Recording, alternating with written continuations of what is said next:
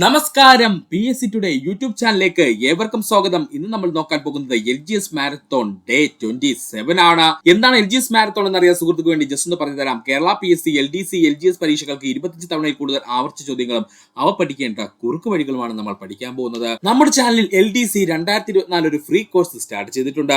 ക്ലാസുകളുടെ link LDC 2024 free course എന്ന പ്ലേലിസ്റ്റിൽ നൽകിയിരിക്കുന്നു. LGS 2024 ഫ്രീ കോഴ്സ് ഉടൻ തന്നെ നമ്മൾ ആരംഭിക്കുന്നതാണ്. സുഹൃത്തുക്കൾ എല്ലാവരും അതിനായി വെയിറ്റ് ചെയ്യുക. ഈ ചാനലിന്റെ വളർച്ച എന്ന് പറയുന്ന സുഹൃത്തുക്കളെ നിങ്ങളുടെ സബ്സ്ക്രിപ്ഷനും അതിനോടൊപ്പം തന്നെ നിങ്ങളുടെ സപ്പോർട്ടുമാണ്. ഒത്തിരി സുഹൃത്തുക്കൾ ഇപ്പോഴും സബ്സ്ക്രൈബ് ചെയ്യാതെ കാണുന്നുണ്ട്. ദയവ് ചെയ്ത് സബ്സ്ക്രൈബ് ചെയ്ത് ഈ ചാനൽ ഒന്ന് സപ്പോർട്ട് ചെയ്യുക, സഹായിക്കുക. ഇന്നത്തെ നമ്മുടെ ടോപ്പിക്ക് കേരള ഭൂമിശാസ്ത്രമാണ്. കേരള PSC ഏറ്റവും കൂടുതൽ ചോദ്യങ്ങൾ ചോദിക്കുന്ന മേഖലയാണ് കേരള ഭൂമിശാസ്ത്രം. സുഹൃത്തുക്കൾ ശ്രദ്ധിച്ചിരിക്കുക, നമുക്ക് സമയം കളയേണ്ട, ക്ലാസ്സിലേക്ക് പോകാം. ഏറ്റവും കൂടുതൽ വന്യജീവി സങ്കേതങ്ങളുള്ള ജില്ല ചോദിച്ചു കഴിഞ്ഞാൽ അത് ഇടുക്കി ജില്ലയാണ്. കേരളത്തിൽ ഏറ്റവും കൂടുതൽ വന്യജീവി സങ്കേതങ്ങളുള്ള ജില്ല ചോദിച്ചു കഴിഞ്ഞാൽ അത് ഇടുക്കി ജില്ലയാണ്. കേരളത്തിൽ ഏറ്റവും കൂടുതൽ ദേശീയ ഉദ്യാനങ്ങളുള്ള ജില്ലയാണ് ചോദിക്കുന്നെങ്കിൽ അതും ഇടുക്കി ജില്ലയാണ്. രണ്ട് പ്രധാനപ്പെട്ട കാര്യങ്ങൾ: ഏറ്റവും കൂടുതൽ വന്യജീവി സങ്കേതങ്ങളുള്ള ജില്ല ചോദിച്ചു കഴിഞ്ഞാൽ അത് ഇടുക്കി ജില്ല, ഏറ്റവും കൂടുതൽ ദേശീയ ഉദ്യാനങ്ങളുള്ള ജില്ല ചോദിച്ചു കഴിഞ്ഞാൽ അത് ഇടുക്കി ജില്ലയാണ്. മറക്കരുത്, അത് എത്ര എണ്ണമാണ്? 4 എണ്ണമാണ്. സുഹൃത്തുക്കളെ ഓർത്തു വെച്ചിരിക്കുക. കേരളത്തിലെ വന്യജീവി സങ്കേതങ്ങളുടെ എണ്ണം ചോദിച്ചു കഴിഞ്ഞാൽ 18. കേരളത്തിലെ വന്യജീവി സങ്കേതങ്ങളുടെ എണ്ണം ചോദിച്ചു കഴിഞ്ഞാൽ അത് 18 എണ്ണമാണ്. നമുക്ക് കേരളത്തിലെ ആദ്യത്തെ വന്യജീവി സങ്കേതത്തിലേക്ക് പോകാം. പെരിയാർ വന്യജീവി സങ്കേതം. നെല്ലിക്കാംപെട്ടി വന്യജീവി സങ്കേതം എന്ന പേരിലും തേക്കടി വന്യജീവി സങ്കേതം എന്ന പേരിലും അറിയപ്പെടുന്നത് പെരിയാർ വന്യജീവി സങ്കേതം. നെല്ലിക്കാംപെട്ടി വന്യജീവി സങ്കേതം എന്നും തേക്കടി വന്യജീവി സങ്കേതം എന്നും അറിയപ്പെടുന്നത് പെരിയാർ വന്യജീവി സങ്കേതം. നെല്ലിക്കാംപെട്ടി വന്യജീവി സങ്കേതം സ്ഥാപിച്ച തിരുവിതാംകൂർ രാജാവ് ശ്രീ ചിത്തിര തിരുനാൾ വർഷം 1934. അതായത് 1934 പെരിയാറിന്റെ വൃഷ്ടിപ്രദേശത്തുണ്ടായിരുന്ന വനമേഖല ശ്രീ ചിത്തിര തിരുനാൾ ഒരു പ്രത്യേക സംരക്ഷിത മേഖലയാക്കി മാറ്റുകയുണ്ടായി. ഇതിനെ അദ്ദേഹം നൽകിയ പേരാണ് നെല്ലിക്കാംപെട്ടി എന്ന്. അതാ നമ്മൾ ഇവിടെ പറഞ്ഞത്. നെല്ലിക്കാംപെട്ടി വന്യജീവി സങ്കേതം സ്ഥാപിച്ച തിരുവിതാംകൂർ രാജാവ് ആര് എന്ന് ചോദിച്ചു കഴിഞ്ഞാൽ അത് ശ്രീ ചിത്തിര തിരുനാളാണ്. വർഷം 1934. പെരിയാർ വന്യജീവി സങ്കേതത്തിൽ സ്ഥിതി ചെയ്യുന്ന താലൂക്ക് ചോദിച്ചു കഴിഞ്ഞാൽ അത് പീരുമേടാണ്. കേരളത്തിലെ ആദ്യത്തെയും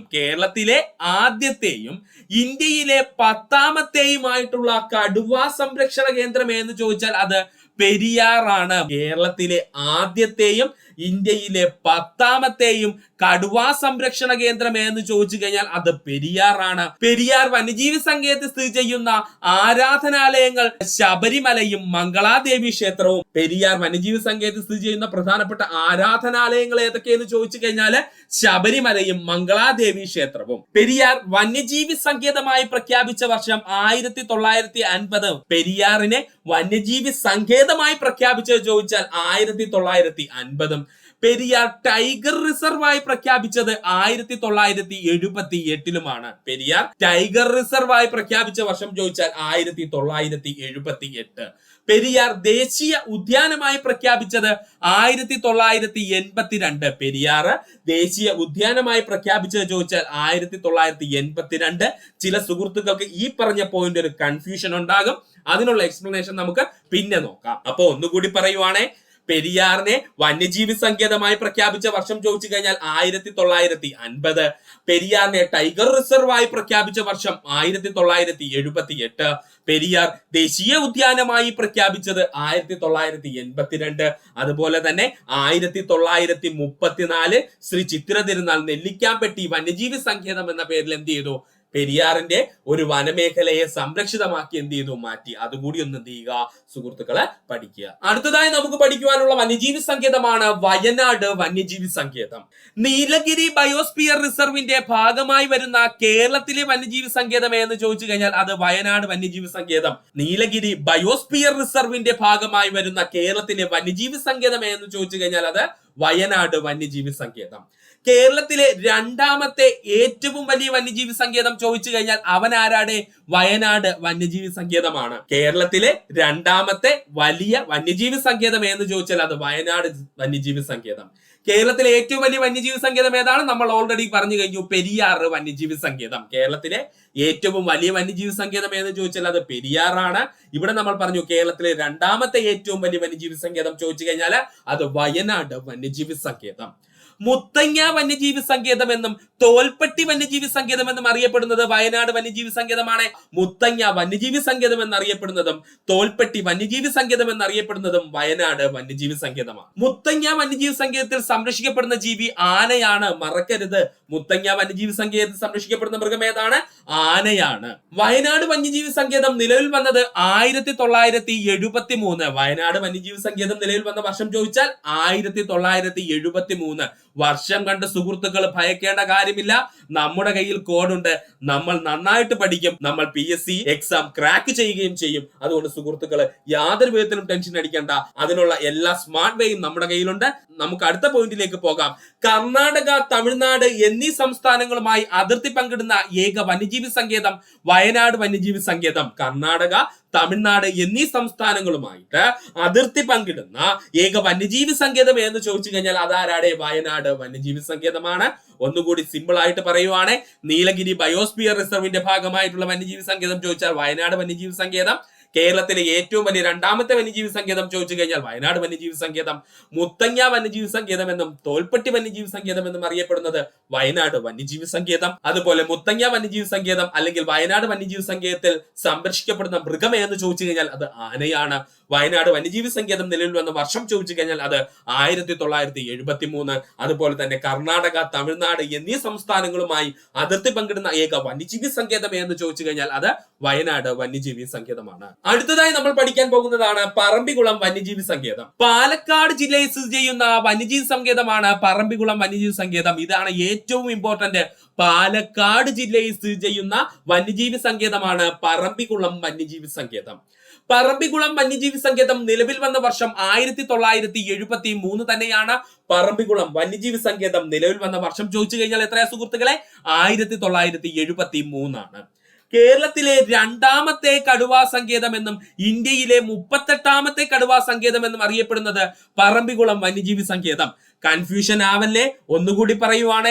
കേരളത്തിലെ രണ്ടാമത്തെ കടുവാ സങ്കേതം എന്നും ഇന്ത്യയിലെ 38ാമത്തെ കടുവാ സങ്കേതം എന്നും അറിയപ്പെടുന്നത് ആരാണെന്ന് ചോദിച്ചു കഴിഞ്ഞാല് പറമ്പിക്കുളം വന്യജീവി സങ്കേതമാണ്. കേരളത്തിലെ ആദ്യത്തെ കടുവാ സങ്കേതം എന്നും ഇന്ത്യയിലെ 10ാമത്തെ കടുവാ സങ്കേതം എന്നും അറിയപ്പെടുന്നത് നമ്മൾ ഓൾറെഡി പഠിച്ചു കഴിഞ്ഞു. ആരാണ്? പെരിയാർ വന്യജീവി സങ്കേതമാണ്. ഇവിടെ നമ്മൾ പറഞ്ഞത് കേരളത്തിലെ രണ്ടാമത്തെ കടുവാ സങ്കേതം എന്നും ഇന്ത്യയിലെ 38ാമത്തെ കടുവാ സങ്കേതം എന്നും അറിയപ്പെടുന്നത് ആരാണ്? പറമ്പിക്കുളം എന്താണ് വന്യജീവി സങ്കേതം. പറമ്പിക്കുളം കടുവാ സംരക്ഷണ കേന്ദ്രമായി പ്രഖ്യാപിച്ചത് 2010 ചോദിച്ച ചോദ്യമാണ്, ഇമ്പോർട്ടൻസ് കൊടുത്തു പഠിക്കുക. പറമ്പിക്കുളത്തെ കടുവാ സംരക്ഷണ കേന്ദ്രമായി പ്രഖ്യാപിച്ച വർഷം 2010. റെഡ് ഡേറ്റ ബുക്കിൽ ഇടം നേടിയ വന്യജീവി സങ്കേതം കേരളത്തിൽ നിന്ന് ആരെന്ന് ചോദിച്ചു കഴിഞ്ഞാൽ അത് പറമ്പിക്കുളമാണ്.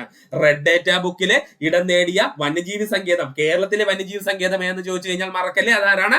പറമ്പിക്കുളം വന്യജീവി സങ്കേതമാണ്. തമിഴ്നാട്ടിലൂടെ മാത്രം പ്രവേശനമുള്ള കേരളത്തിലെ ഏക വന്യജീവി സങ്കേതം പറമ്പിക്കുളം വന്യജീവി സങ്കേതം. തമിഴ്നാട്ടിലൂടെ മാത്രം പ്രവേശനമുള്ള കേരളത്തിലെ ഏക വന്യജീവി സങ്കേതം എന്ന് ചോദിച്ചു കഴിഞ്ഞാൽ അത് പറമ്പിക്കുളം വന്യജീവി സങ്കേതമാണ്. അടുത്തതായി നമുക്ക് പഠിക്കുവാനുള്ളതാണ് നെയ്യാർ വന്യജീവി സങ്കേതം. സ്റ്റീവ് ഇർവിൻ പാർക്ക് എന്ന പേരിൽ അറിയപ്പെടുന്ന വന്യജീവി സങ്കേതമാണ് നെയ്യാർ വന്യജീവി സങ്കേതം. സ്റ്റീവ് ഇർവിൻ ആരെന്ന് ചോദിച്ചു കഴിഞ്ഞാൽ അദ്ദേഹം പ്രശസ്തനായിട്ടുള്ള ഒരു ക്രോക്കഡൈൽ റിസർച്ചർ ആയിരുന്നു. അദ്ദേഹത്തിന്റെ ഓർമ്മയാർത്ഥമാണ് നമ്മൾ കൊടുത്തിരിക്കുന്നത് സ്റ്റീവ് ഇർവിൻ പാർക്ക് എന്ന പേരിൽ ആർക്ക് നൽകിയിരിക്കുന്ന നെയ്യാർ വന്യജീവി സങ്കേതത്തിന് നൽകിയിരിക്കുന്നത്. അപ്പൊ ഒന്നുകൂടി പറയാം, സ്റ്റീവ് ഇർവിൻ പാർക്ക് എന്ന പേരിൽ അറിയപ്പെടുന്ന വന്യജീവി സങ്കേതം എന്ന് ചോദിച്ചാൽ അത് നെയ്യാറാണ്. കേരളത്തിലെ ഏറ്റവും തെക്കേ അറ്റത്ത് സ്ഥിതി ചെയ്യുന്ന വന്യജീവി സങ്കേതം നെയ്യാർ. ഇതാണ് ഇമ്പോർട്ടന്റ്.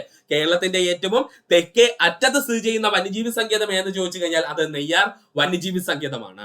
കേരളത്തിലെ ഏക lion safari park Marakkunnam island Neyyar. കേരളത്തിലെ ഏക ലയൺ സഫാരി പാർക്ക് ഏത് എന്ന് ചോദിച്ചാൽ Marakkunnam island Neyyar. Agasthyar crocodile rehabilitation and research centre സ്ഥിതി ചെയ്യുന്നത് എവിടെയെന്ന് ചോദിച്ചാൽ നെയ്യാറിലാണ്. മറക്കല്ലേ, ഒരുപാട് തവണ ചോദിച്ചിട്ടുണ്ട്. Agasthyar crocodile rehabilitation and research centre എവിടെയാണ് സ്ഥിതി ചെയ്യുന്നത് ചോദിച്ചു കഴിഞ്ഞാൽ അത് എവിടെയാണ്? നെയ്യാറിലാണ്. ഇനി നെയ്യാർ സ്ഥിതി ചെയ്യുന്ന ജില്ല ചോദിച്ചു കഴിഞ്ഞാൽ എവിടെയാണ്? അത് തിരുവനന്തപുരം ജില്ല. നെയ്യാർ സ്ഥിതി ചെയ്യുന്ന ജില്ല ചോദിച്ചു കഴിഞ്ഞാൽ എവിടെയാണ്? നമ്മുടെ തിരുവനന്തപുരം ജില്ലയിലാണ് നെയ്യാർ സ്ഥിതി ചെയ്യുന്നത്. ഒന്നുകൂടി പറയുവാണ്, സ്റ്റീവ് ഇർവിൻ പാർക്ക് എന്ന പേരിൽ അറിയപ്പെടുന്ന വന്യജീവി സങ്കേതം നെയ്യാർ വന്യജീവി സങ്കേതം. കേരളത്തിലെ ഏറ്റവും തെക്കേ അറ്റത്ത് സ്ഥിതി ചെയ്യുന്ന വന്യജീവി സങ്കേതം എന്ന് ചോദിച്ചാൽ അത് നെയ്യാറാണ്. കേരളത്തിലെ ഏക ലയൺ സഫാരി പാർക്ക് എവിടെ എന്ന് ചോദിച്ചാൽ അത് മരക്കുന്നം ഐലൻഡ് നെയ്യാർ വന്യജീവി സങ്കേതത്തിന്റെ ഭാഗം. അതുപോലെ തന്നെ Agasthyar crocodile rehabilitation and research സെന്ററിന്റെ ആസ്ഥാനം ചോദിച്ചു കഴിഞ്ഞാൽ അത് നെയ്യാറാണ്. നെയ്യാർ വന്യജീവി സങ്കേത സ്ഥിതി എന്ന ജില്ല ചോദിച്ചു കഴിഞ്ഞാൽ സുഹൃത്തുക്കൾ ഒരിക്കലും മറക്കരുത്, എവിടെയാണത്? തിരുവനന്തപുരം ജില്ലയാണ്. അടുത്തതായി നമുക്ക് പഠിക്കുവാനുള്ളതാണ് ചിന്നാർ വന്യജീവി സങ്കേതം. കേരളത്തിലെ മഴനിഴൽ പ്രദേശം എന്നറിയപ്പെടുന്നത് ചിന്നാറാണ്. മറക്കരുത്, കേരളത്തിലെ മഴനിഴൽ പ്രദേശം എന്നറിയപ്പെടുന്നത് ചിന്നാറാണ്. കാരണം ചിന്നാർ എന്ന് പറയുന്നത് നമ്മുടെ സഖ്യപർവ്വതത്തിന്റെ ഏറ്റവും അടിത്തട്ടിലായിട്ട് വരും. ആ ഭാഗത്ത് എന്താണ്, മഴയുടെ ലഭ്യത വളരെ കുറവാണ്. അതുകൊണ്ടാണ് കേരളത്തിന്റെ മഴനിഴൽ പ്രദേശം എന്ന് ചിന്നാർ അറിയപ്പെടുന്നത്. ചാമ്പൽ മലയണ്ണാനും നക്ഷത്ര ആമകൾക്കും പ്രശസ്തമായിട്ടുള്ള കേരളത്തിലെ വന്യജീവി സങ്കേതം എന്ന് ചോദിച്ചു കഴിഞ്ഞാൽ ചിന്നാർ വന്യജീവി സങ്കേതമാണ്. ചിന്നാർ വന്യജീവി സങ്കേതത്തിലൂടെ ഒഴുകുന്ന നദിയാണ് പാമ്പാർ. ഒന്നുകൂടി പറയുവാണ്, കേരളത്തിലെ മഴനിഴൽ പ്രദേശം എന്നറിയപ്പെടുന്നത് ചിന്നാറാണ്. ചാമ്പൽ മലയണ്ണാനും നക്ഷത്ര ആമകൾക്കും പ്രശസ്തമായിട്ടുള്ള കേരളത്തിലെ വന്യജീവി സങ്കേതം ചോദിച്ചാൽ അത് ചിന്നാറാണ്. ചിന്നാർ വന്യജീവി സങ്കേതത്തിലൂടെ ഒഴുകുന്ന നദി എന്ന് ചോദിച്ചു കഴിഞ്ഞാൽ അത് പാമ്പാറാണ്. ആരാണ്? പാമ്പാറാണ്. നിങ്ങളെ തെറ്റിക്കാനായിട്ട് ഓപ്ഷനിൽ പമ്പ കാണും. ഒരു കാരണവശാലും പമ്പ ആൻസർ കൊടുക്കരുത്, അത് തെറ്റാണ്. ചിന്നാറിലൂടെ ഒഴുകുന്ന നദി എന്ന് ചോദിച്ചാൽ അത് പാമ്പാറാണ്. സുഹൃത്തുക്കൾ മറക്കരുത്. അടുത്തതായി നമുക്ക് പഠിക്കുവാനുള്ളതാണ് കരിമ്പുഴ വന്യജീവി സങ്കേതം. കരിമ്പുഴ വന്യജീവി സങ്കേതം നിലവിൽ വന്നത് 2019. അത് തന്നെയാണ് അവന്റെ ഇമ്പോർട്ടൻസ്. കരിമ്പുഴ വന്യജീവി സങ്കേതം നിലവിൽ വന്ന വർഷം ചോദിച്ചു കഴിഞ്ഞാൽ 2019 ആണ്. കരിമ്പുഴ വന്യജീവി സങ്കേതം സ്ഥിതി ചെയ്യുന്നത് മലപ്പുറം ജില്ല. കരിമ്പുഴ വന്യജീവി സങ്കേതം സ്ഥിതി ചെയ്യുന്ന ജില്ല ചോദിച്ചു കഴിഞ്ഞാൽ അത് മലപ്പുറം ജില്ല. വംശനാശ ഭീഷണി നേരിടുന്ന പന്നിമൂക്കൻ തവളകൾക്ക് പ്രശസ്തമായിട്ടുള്ള വന്യജീവി സങ്കേതം എന്ന് ചോദിച്ചു കഴിഞ്ഞാൽ അത് കരിമ്പുഴ വന്യജീവി സങ്കേതം ചോദിക്കും. കാരണം പന്നിമൂക്കൻ തവളകളെ നമ്മുടെ സംസ്ഥാന തവളയായി പ്രഖ്യാപിച്ചിട്ടുണ്ട്. അതുകൊണ്ട് സുഹൃത്തുക്കൾ ഈ പോയിന്റ് കൃത്യമായി പഠിക്കുക. വംശനാശ ഭീഷണി നേരിടുന്ന പന്നിമൂക്കൻ തവളകൾക്ക് പ്രശസ്തമായിട്ടുള്ള വന്യജീവി സങ്കേതം ചോദിച്ചു കഴിഞ്ഞാൽ കരിമ്പുഴ വന്യജീവി സങ്കേതം. അപ്പോ പന്നിമൂക്കൻ തവളയെ അറിയപ്പെടുന്ന മറ്റു രണ്ട് പേരുകളാണ് പാതാള തവള എന്നും മാവേലി തവള എന്നും. എന്ത് പേരിലാണ് അറിയപ്പെടുന്നത്?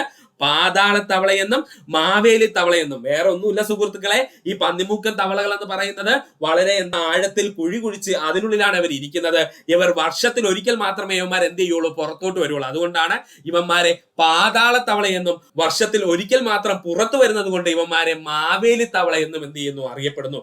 മുക്കുറുത്തി ദേശീയോദ്യാനത്തിന്റെ ഭാഗമായി വരുന്ന കേരളത്തിലെ വന്യജീവി സങ്കേതം എന്ന് ചോദിച്ചാൽ അത് കരിമ്പുഴ വന്യജീവി സങ്കേതം. തമിഴ്നാടിന്റെ ഭാഗമായിട്ടുള്ള മുക്കുറുത്തി ദേശീയോദ്യാനത്തിന്റെ ഭാഗമായി വരുന്ന കേരളത്തിലെ വന്യജീവി സങ്കേതം എന്ന് ചോദിച്ചു കഴിഞ്ഞാൽ അത് കരിമ്പുഴ വന്യജീവി സങ്കേതം. അടുത്തതായി നമുക്ക് പഠിക്കേണ്ട വന്യജീവി സങ്കേതമാണ് ചെന്തുരുണി വന്യജീവി സങ്കേതം. ഒരു വൃക്ഷത്തിന്റെ പേരിൽ അറിയപ്പെടുന്ന ഏക കേരളത്തിലെ വന്യജീവി സങ്കേതം ഏത് എന്ന് ചോദിച്ചാൽ അത് ചെന്തുരുണി വന്യജീവി സങ്കേതം. ഒരു വൃക്ഷത്തിന്റെ പേരിൽ മാത്രം അറിയപ്പെടുന്ന കേരളത്തിലെ വന്യജീവി സങ്കേതം എന്ന് ചോദിച്ചാൽ അത് ചെന്തുരുണി വന്യജീവി സങ്കേതമാണ്. ചെന്തുരുണി വന്യജീവി സങ്കേതം ഏത് റിസർവ് ഫോറസ്റ്റിന്റെ ഭാഗമാണെന്ന് ചോദിച്ചു കഴിഞ്ഞാൽ അത് കുളത്തൂപ്പുഴ റിസർവ് ഫോറസ്റ്റിന്റെ ഭാഗമാണ്. ചെന്തുരുണി വന്യജീവി സങ്കേതം ഏത് റിസർവ് വനത്തിന്റെ ഭാഗമാണ് എന്ന് ചോദിച്ചു കഴിഞ്ഞാൽ അത് കുളത്തൂപ്പുഴ റിസർവ് വനത്തിന്റെ ഭാഗമാണ്. ചെന്തുരുണി വനത്തിന്റെ ശാസ്ത്രീയ നാമം ഗ്ലൂട്ട ട്രാവൻകൂറിക്ക. ഗ്ലൂട്ട ട്രാവൻകൂറിക്ക എന്ന പേരിൽ അറിയപ്പെടുന്ന സസ്യം എന്ന് ചോദിച്ചാൽ നമ്മുടെ ചെന്തുരുണി മരമാണ്. ഈ ചെന്തുരുണി വന്യജീവി സങ്കേതം സ്ഥിതി ചെയ്യുന്ന ജില്ല എന്ന് ചോദിച്ചാൽ സുഹൃത്തുക്കൾക്ക് എല്ലാവർക്കും അറിയാം, എവിടെയാണ്? കൊല്ലം ജില്ലയാണ്. മറക്കരുത്, ചെന്തുരുണി വന്യജീവി സങ്കേതം സ്ഥിതി ചെയ്യുന്ന ജില്ല ചോദിച്ചാല് കൊല്ലം ജില്ലയാണ്. ഒന്നുകൂടി പറയാം, ഒരു വൃക്ഷത്തിന്റെ പേരിൽ അറിയപ്പെടുന്ന ഏക കേരളത്തിലെ വന്യജീവി സങ്കേതം ചോദിച്ചു കഴിഞ്ഞാൽ അത് ചെന്തുരുണി വന്യജീവി സങ്കേതം. ചെന്തുരുണി വന്യജീവി സങ്കേതം സ്ഥിതി ചെയ്യുന്നത് ഏത് റിസർവ് വനത്തിന്റെ ഭാഗമാണെന്ന് ചോദിച്ചു കഴിഞ്ഞാൽ അത് കുളത്തൂപ്പുഴ റിസർവ് വനത്തിന്റെ ഭാഗമാണ്. അതുപോലെ തന്നെ ലാസ്റ്റ് നമ്മൾ പഠിച്ച പോയിന്റ് ആണ് ചെന്തുരുണി മരത്തിന്റെ ശാസ്ത്രീയ നാമം ചോദിച്ചു കഴിഞ്ഞാൽ ഗ്ലൂട്ട ട്രാവൻകൂറിക്ക എന്നാണ്. ചെന്തുരുണി വന്യജീവി സങ്കേതം സ്ഥിതി ചെയ്യുന്ന ജില്ല ചോദിച്ചു കഴിഞ്ഞാൽ കൊല്ലം ജില്ല. അടുത്തതായി നമുക്ക് പഠിക്കുവാനുള്ളതാണ് ആറളം വന്യജീവി സങ്കേതം. കേരളത്തിന്റെ ഏറ്റവും വടക്കേ അറ്റത്തുള്ള വന്യജീവി സങ്കേതം എന്നറിയപ്പെടുന്നത് ആറളം വന്യജീവി സങ്കേതം. കേരളത്തിന്റെ ഏറ്റവും വടക്കേ അറ്റത്തായി കാണപ്പെടുന്ന വന്യജീവി സങ്കേതം എന്ന് ചോദിച്ചാൽ ആറളം വന്യജീവി സങ്കേതം. സുഹൃത്തുക്കൾക്ക് ഇവിടെ കൺഫ്യൂഷൻ ഉണ്ടാവരുത്. കേരളത്തിന്റെ ഏറ്റവും തെക്കേറ്റത്തുള്ള വന്യജീവി സങ്കേതം എന്ന് ചോദിച്ചാൽ നെയ്യാർ വന്യജീവി സങ്കേതം, തിരുവനന്തപുരം ജില്ല. കേരളത്തിന്റെ ഏറ്റവും വടക്കേ അറ്റത്തുള്ള വന്യജീവി സങ്കേതം ചോദിച്ചു കഴിഞ്ഞാൽ അത് ആറളം വന്യജീവി സങ്കേതം. സ്ഥിതി ചെയ്യുന്ന ജില്ല ഏതാണ്? കണ്ണൂർ ജില്ലയാണ്. കർണാടകത്തിലെ കൂർഗുമായി ചേർന്ന് കിടക്കുന്ന കേരളത്തിലെ വന്യജീവി സങ്കേതം ചോദിച്ചു കഴിഞ്ഞാൽ അത് ആറളം വന്യജീവി സങ്കേതം. കർണാടകത്തിലെ കൂർഗുമായി ബന്ധപ്പെട്ട് കിടക്കുന്ന കേരളത്തിലെ വന്യജീവി സങ്കേതം എന്ന് ചോദിച്ചാൽ അത് ആറളം വന്യജീവി സങ്കേതമാണ്. ആറളം വന്യജീവി സങ്കേതത്തിലൂടെ ഒഴുകുന്ന പുഴ ചീങ്കണ്ണിപ്പുഴ. ആറളം വന്യജീവി സങ്കേതത്തിലൂടെ ഒഴുകുന്ന പുഴ ഏതാ സുഹൃത്തുക്കളെ? ചീങ്കണ്ണിപ്പുഴ. ആറളം വന്യജീവി സങ്കേതം സ്ഥിതി ചെയ്യുന്ന ജില്ല നമ്മൾ ഓൾറെഡി പറഞ്ഞു കഴിഞ്ഞു, കണ്ണൂർ ജില്ല. ആറളം വന്യജീവി സങ്കേതം സ്ഥിതി ചെയ്യുന്ന ജില്ല ചോദിച്ചു കഴിഞ്ഞാൽ എവിടെയാ സുഹൃത്തുക്കളെ? അത് കണ്ണൂർ ജില്ലയാണ്. ഒരിക്കൽ കൂടി പറയുവാണ്, ആറളം വന്യജീവി സങ്കേതത്തെ പറ്റി, കേരളത്തിന്റെ ഏറ്റവും വടക്കേ അറ്റത്തുള്ള വന്യജീവി സങ്കേതം ആറളം വന്യജീവി സങ്കേതം, കർണാടകത്തിലെ കൂർഗുമായി ചേർന്ന് കിടക്കുന്ന കേരളത്തിലെ വന്യജീവി സങ്കേതം എന്ന് ചോദിച്ചു കഴിഞ്ഞാൽ അത് ആറളം വന്യജീവി സങ്കേതം. ആറളം വന്യജീവി സങ്കേതത്തിലൂടെ ഒഴുകുന്ന നദി ചോദിച്ചു കഴിഞ്ഞാൽ അത് ചീങ്കണ്ണിപ്പുഴ. ആറളം വന്യജീവി സങ്കേതം സ്ഥിതി ചെയ്യുന്ന ജില്ല എന്ന് ചോദിച്ചു കഴിഞ്ഞാൽ അത് കണ്ണൂർ ജില്ല. അടുത്തതായി നമുക്ക് പഠിക്കുവാനുള്ളതാണ് കുറിഞ്ഞി വന്യജീവി സങ്കേതം. ഒരു പ്രത്യേക സസ്യത്തിന്റെ പേരിൽ അറിയപ്പെടുന്ന വന്യജീവി സങ്കേതം എന്ന് ചോദിച്ചു കഴിഞ്ഞാൽ അത് കുറിഞ്ഞി വന്യജീവി സങ്കേതം. ഒരു പ്രത്യേക സസ്യവർഗത്തിന്റെ പേരിൽ അറിയപ്പെടുന്ന ഇന്ത്യയിലെ ഏക വന്യജീവി സങ്കേതം എന്ന് ചോദിച്ചു കഴിഞ്ഞാൽ ആരാണ്? കുറിഞ്ഞി വന്യജീവി സങ്കേതം. വംശനാശ ഭീഷണി പേരിടുന്ന നീലക്കുറിഞ്ഞിയുടെ സംരക്ഷണാർത്ഥം ആരംഭിച്ച വന്യജീവി സങ്കേതമാണ് കുറിഞ്ഞി വന്യജീവി സങ്കേതം. വംശനാശ ഭീഷണി നേരിടുന്ന നീലക്കുറിഞ്ഞിയുടെ സംരക്ഷണാർത്ഥം ആരംഭിച്ച വന്യജീവി സങ്കേതം എന്ന് ചോദിച്ചു കഴിഞ്ഞാൽ അത് ഒരേ ഒരു ഉത്തരമേ ഉള്ള ആരാണ്? കുറിഞ്ഞി വന്യജീവി സങ്കേതം. പശ്ചിമഘട്ടത്തിലെ രാജ്ഞി എന്നറിയപ്പെടുന്ന പുഷ്പം ചോദിച്ചു കഴിഞ്ഞാൽ അത് നീലക്കുറിഞ്ഞിയാണ്. പശ്ചിമഘട്ടത്തിന്റെ രാജ്ഞി എന്നറിയപ്പെടുന്ന പുഷ്പം ചോദിച്ചു കഴിഞ്ഞാൽ ആരാ സുഹൃത്തുക്കളെ? അത് നീലക്കുറിഞ്ഞിയാണ്. എല്ലാ വർഷവും പൂക്കുന്ന കുറിഞ്ഞി ഇനമാണ് കരിങ്കുറിഞ്ഞി. എല്ലാ വർഷവും പൂക്കുന്ന കുറിഞ്ഞി ഇനം എന്ന് ചോദിച്ചാൽ അത് കരിങ്കുറിഞ്ഞിയാണ്. നീലക്കുറിഞ്ഞിയുടെ ശാസ്ത്രീയ നാമം സ്ട്രോബിലാന്തസ് കുന്തിയാന. നീലക്കുറിഞ്ഞിയുടെ ശാസ്ത്രീയ നാമം സ്ട്രോബിലാന്തസ് കുന്തിയാന. പഠിക്കാൻ എളുപ്പമായിട്ട് ഒന്നുകൂടെ പറയാം. നീലക്കുറിഞ്ഞി സ്ട്രോ ഉപയോഗിച്ച് കുത്തുമെന്ന് എന്ത് ചെയ്യുക? പഠിച്ചു വെച്ചിരിക്കുക. നീലക്കുറിഞ്ഞിയുടെ ശാസ്ത്രീയ നാമം സ്ട്രോബിലാന്തസ് കുന്തിയാന. ഒന്നുകൂടി പറയാം. നീലക്കുറിഞ്ഞിയുടെ ശാസ്ത്രീയ നാമം ചോദിച്ചു കഴിഞ്ഞാൽ സ്ട്രോബിലാന്തസ് കുന്തിയാന. പഠിക്കാൻ എളുപ്പത്തിന് എന്താ കോടാ സുഹൃത്തുക്കളെ പറഞ്ഞത്? നീലക്കുറിഞ്ഞി സ്ട്രോ വെച്ച് കുത്തുമെന്ന് എന്ത് ചെയ്യുക? ഓർത്തു വെച്ചിരിക്കുക. ഇടുക്കി വന്യജീവി സങ്കേതത്തിന്റെ ആസ്ഥാനം ചോദിച്ചു കഴിഞ്ഞാൽ പൈനാവ്. ഇടുക്കി വന്യജീവി സങ്കേതത്തിന്റെ ആസ്ഥാനം ചോദിച്ചു കഴിഞ്ഞാൽ അത് എവിടെയാണ്? പൈനാവാണ്. പേപ്പാറ വന്യജീവി സങ്കേതം സ്ഥിതി ചെയ്യുന്ന ജില്ല തിരുവനന്തപുരം ജില്ല. മറ്റു പോയിന്റ്സ് ആണ് നമ്മൾ പറയുന്നത്. ഇതുമായി ബന്ധപ്പെടുത്തി നിങ്ങൾ പഠിക്കല്ലേ. ഇടുക്കി വന്യജീവി സങ്കേതത്തിന്റെ ആസ്ഥാനം എവിടെയെന്ന് ചോദിച്ചു കഴിഞ്ഞാൽ ഇടുക്കി ജില്ലയിലെ പൈനാവാണ്. അതുപോലെ തന്നെ പേപ്പാറ വന്യജീവി സങ്കേതം സ്ഥിതി ചെയ്യുന്ന ജില്ല ചോദിച്ചു കഴിഞ്ഞാൽ അത് തിരുവനന്തപുരം ജില്ലയാണ്. ഓപ്ഷനിൽ കൊല്ലം ജില്ല കാണും. ഒരിക്കലും ആൻസർ കൊടുക്കരുത്. ഒത്തിരി സുഹൃത്തുക്കൾ തെറ്റിക്കുന്ന പോയിന്റ് ആണ്. എടുത്തു പറയുന്നു, പേപ്പാറ വന്യജീവി സങ്കേതം സ്ഥിതി ചെയ്യുന്ന ജില്ല ചോദിച്ചു കഴിഞ്ഞാൽ എവിടെയാണത്? തിരുവനന്തപുരം ജില്ല. കാലക്കാട് മുണ്ടൻതുറൈ വന്യജീവി സങ്കേതവുമായി ബന്ധപ്പെട്ടിരിക്കുന്ന കേരളത്തിലെ വന്യജീവി സങ്കേതം ചോദിച്ചാൽ അത് പേപ്പാറയാണ്. തമിഴ്നാടിന്റെ ഭാഗമായിട്ടുള്ള കാലക്കാട് അല്ലെങ്കിൽ കലക്കാട് മുണ്ടൻതുറൈ വന്യജീവി സങ്കേതവുമായി ബന്ധപ്പെട്ടിരിക്കുന്ന കേരളത്തിലെ വന്യജീവി സങ്കേതം എന്ന് ചോദിച്ചാൽ അത് പേപ്പാറയാണ്. റീഡ് തവളകൾക്ക് പ്രശസ്തമായിട്ടുള്ള കേരളത്തിലെ വന്യജീവി സങ്കേതം ചോദിച്ചാൽ കക്കയം. റീഡ് തവളകൾക്ക് പ്രശസ്തമായിട്ടുള്ള കേരളത്തിലെ വന്യജീവി സങ്കേതം ചോദിച്ചാൽ കക്കയമാണ്. കൺഫ്യൂഷൻ ആവരുത് സുഹൃത്തുക്കള്. നമ്മൾ നേരത്തെ പറഞ്ഞ തവള എന്താണ്? പന്നിമൂക്കൻ തവള അല്ലെങ്കിൽ പാതാള തവള, മാവേലി തവള എന്നൊക്കെ അറിയപ്പെടുന്ന ഈ തവള വിഭാഗം എവിടെയാ സ്ഥിതി ചെയ്യുന്നതെന്ന് ചോദിച്ചാൽ നമ്മൾ പറഞ്ഞു അത് കരിമ്പുഴ വന്യജീവി സങ്കേതത്തിലാണ് എന്ന്. ഇവിടെ നമ്മൾ പറഞ്ഞത് എന്താണ് സുഹൃത്തുക്കളെ? റീഡ് തവളകൾക്ക് പ്രശസ്തമായിട്ടുള്ള കേരളത്തിലെ വന്യജീവി സങ്കേതം ചോദിച്ചാൽ അത് കക്കയം വന്യജീവി സങ്കേതം. കേരളത്തിലെ 17ാമത് വന്യജീവി സങ്കേതമാണ് കൊട്ടിയൂർ വന്യജീവി സങ്കേതം. കേരളത്തിലെ 17ാമത് വന്യജീവി സങ്കേതം എന്ന് ചോദിച്ചു കഴിഞ്ഞാൽ അത് കൊട്ടിയൂർ വന്യജീവി സങ്കേതമാണ്. ചിമ്മിനി വന്യജീവി സങ്കേതത്തിലൂടെ ഒഴുകുന്ന പുഴ കുറുമാലിപ്പുഴ ചോദിച്ചിട്ടുണ്ട്. ചിമ്മിനി വന്യജീവി സങ്കേതത്തിലൂടെ ഒഴുകുന്ന നദി എന്ന് ചോദിച്ചാൽ അത് കുറുമാലിപ്പുഴയാണ്. എന്താണ്? കുറുമാലിപ്പുഴയാണ്. കേരളത്തിലെ ആദ്യത്തെ കാട്ടാന ഉദ്യാനം നിലവിൽ വരുന്നത് ആനയിറങ്ങൽ മൂന്നാറ്. കേരളത്തിലെ ആദ്യത്തെ കാട്ടാന ഉദ്യാനം നിലവിൽ വരുന്നത് എവിടെയെന്ന് ചോദിച്ചാൽ അത് ആനയിറങ്ങൽ മൂന്നാറിലാണ്. എന്നാൽ ഇന്ത്യയുടെ കാട്ടാന ഗ്രാമം എന്നറിയപ്പെടുന്നത് ബെള്ളാളയാണ്, കർണാടകം സംസ്ഥാനം. ഒന്നുകൂടെ പറയുവാണ്, ഇന്ത്യയുടെ കാട്ടാന ഗ്രാമം എന്നറിയപ്പെടുന്നത് ബെള്ളാളയാണ്. അത് എവിടെ സ്ഥിതി ചെയ്യുന്നു? കർണാടകത്തിലാണ്. ഇവിടെ നമ്മൾ പറഞ്ഞ പോയിന്റ് എന്താണ്? കേരളത്തിലെ ആദ്യത്തെ കാട്ടാന ഉദ്യാനം നിലവിൽ വരുന്നത് എവിടെയെന്ന് ചോദിച്ചാൽ അത് ആനയിറങ്ങൽ മൂന്ന്. കേരളത്തിന്റെ ആന പുനരധിവാസ കേന്ദ്രം ചോദിച്ചാൽ കോട്ടൂർ, തിരുവനന്തപുരം. ഒത്തിരി സുഹൃത്തുക്കൾക്ക് ഡൗട്ട് ഉണ്ടാകുന്ന മേഖലയാണ്. കേരളത്തിലെ ആന പുനരധിവാസ കേന്ദ്രം എവിടെയെന്ന് ചോദിച്ചാൽ എവിടെയാണ്? കോട്ടൂരാണ്. അത് തിരുവനന്തപുരം ജില്ലയാണ്. കേരളത്തിലെ ആന പരിശീലന കേന്ദ്രം കോന്നി, പത്തനംതിട്ട, അതുപോലെ കോടനാട്, എറണാകുളം ജില്ല. ഇതിനകത്ത് കോടനാടാണ് PSC ഏറ്റവും കൂടുതൽ ചോദിച്ചിട്ടുള്ളത്. കേരളത്തിലെ ആന പരിശീലന കേന്ദ്രം ചോദിച്ചു കഴിഞ്ഞാൽ ഒന്ന് കോന്നി പത്തനംതിട്ട, രണ്ടാമത് എവിടെയാണ് കോടനാട് എന്താണ് എറണാകുളം ജില്ല. ആനയുടെ മുഴുവൻ അസ്ഥിയും പ്രദർശിപ്പിച്ചിരിക്കുന്ന കേരളത്തിലെ ഏക മ്യൂസിയം ഗവി മ്യൂസിയം. ആനയുടെ മുഴുവൻ അസ്ഥിയും പ്രദർശിപ്പിച്ചിരിക്കുന്ന കേരളത്തിലെ ഏക മ്യൂസിയം എന്ന് ചോദിച്ചു കഴിഞ്ഞാൽ അത് ഗവി മ്യൂസിയം ആണ്. ഏത് ജില്ലയാണ്? പത്തനംതിട്ട ജില്ലയാണ്. കേരളത്തിലെ വന്യജീവി സങ്കേതങ്ങളും അവ നിലവിൽ വന്ന വർഷങ്ങളും നമ്മൾ ഈസി കോഡിലൂടെ അങ്ങ് പഠിക്കുവാണ്. നമുക്ക് സ്മാർട്ട് വർക്കും ഹാർഡ് വർക്കും ഒന്നിച്ച് ചെയ്തു കഴിഞ്ഞാൽ ഈസി ആയിട്ട് നമ്മുടെ ഏതൊരു PSC എക്സാമും നമുക്ക് ക്രാക്ക് ചെയ്യാൻ പറ്റും. സുഹൃത്തുക്കൾക്ക് യാതൊരു ടെൻഷനും വേണ്ട, ഈസി ആയിട്ട് തന്നെ നമ്മൾ എന്ത് ചെയ്യും? എക്സാം ക്ലിയർ ചെയ്യും. അതുകൊണ്ട് നമുക്ക് പഠിക്കാം. പെരിയാർ വന്യജീവി സങ്കേതം 1950. ഇത് മാത്രം സുഹൃത്തുക്കൾ കാണാതെ പഠിക്കുക.